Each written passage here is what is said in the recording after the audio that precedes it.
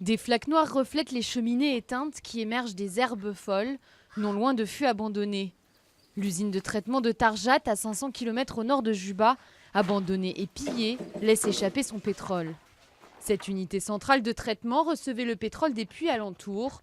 L'entreprise, gérée par un consortium dirigé par le géant malaisien Petronas, a été évacuée en hâte quelques jours après le début de la guerre civile en décembre 2013. Les employés sont partis, mais le pétrole fuit toujours à l'extérieur.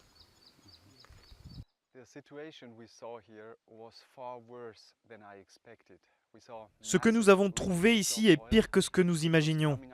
Nous avons vu d'importantes fuites de pétrole qui viennent des tubes, des fûts de pétrole.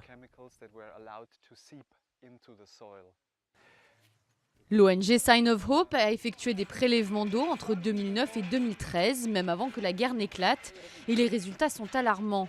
La nappe phréatique est contaminée par du sel et du plomb.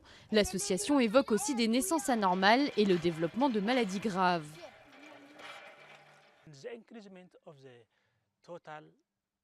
Il y a une forte augmentation de sel. On a plus de produits chimiques comme du plomb, et ce plomb peut causer, comme je l'ai dit plus tôt, des malformations au cerveau ou au système nerveux. Cela peut tuer le fœtus et causer des avortements ou des anomalies. Chaque jour, Agar Koch va puiser de l'eau d'un petit affluent du Nil Blanc.